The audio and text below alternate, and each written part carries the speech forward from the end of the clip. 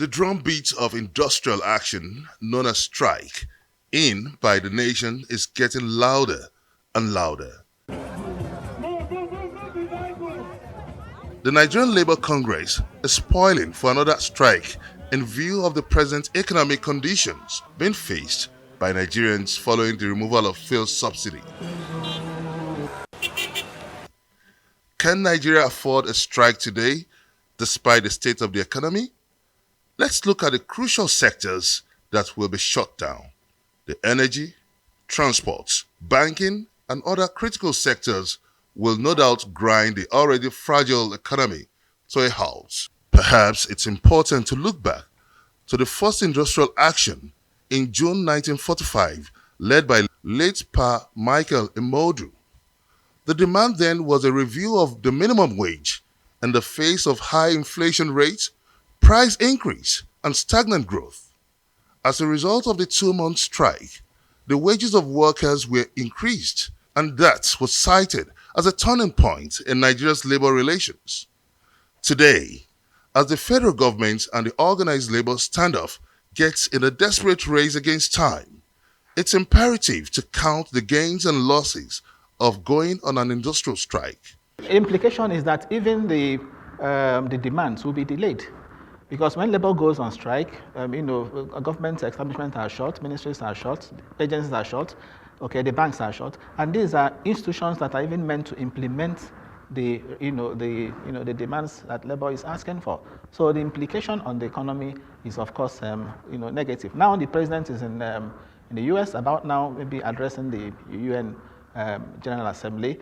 Okay, if labor eventually embarks on strike, which we don't, pray for, what kind of signal does it send to the international community, to whom the president has assured that, he has put in place some reforms that are meant to, transform the economy. The best solution is the negotiation, dialogue, and particularly when the other party is, willing to dialogue. The Minister for Labor, Simon Lalong, has shown, demonstrated government's disposition to engage labor. Remember too that it's not just about labor and the minister. There's an inter-ministerial committee, that is handling that.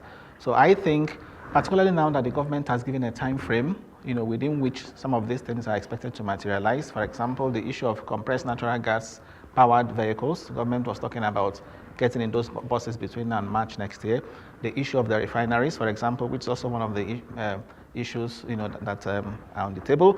The government is talking about the Port Harcourt refinery, being up and running by December. So with these timelines, at the back of their minds, labor should be disposed towards more negotiations. If you go by any Google it, what would you get? 506 or 5.7 billion dollars approximately in a year. That's what the GDP should be giving. Now you take it by 366. What is it? 1.3 billion dollars per day. That's what Nigerians will be losing. Now, times it by 900, about 1.3 trillion naira per day. That's what will be lost if we engage ourselves on strike. Now, if the labor union come out first and say engage on that, then I will blame them. Because first of all, go into negotiation. But a situation whereby it's not working, the immiseration, the worsening of welfare, socio-economic well-being of the masses, of the working class, would it wait? Now, the government came up and said palliatives. But excuse me, if you want to do palliative on flawed, abnormal situations and all the rest of them, I will understand it's something you can intervene temporarily. Now, these economic consequences with a longer period of time. The best 48 hours is federal government will look at the gap you have created, both through inflation and this thing. The real inflation you have created. You look at it, what do you have?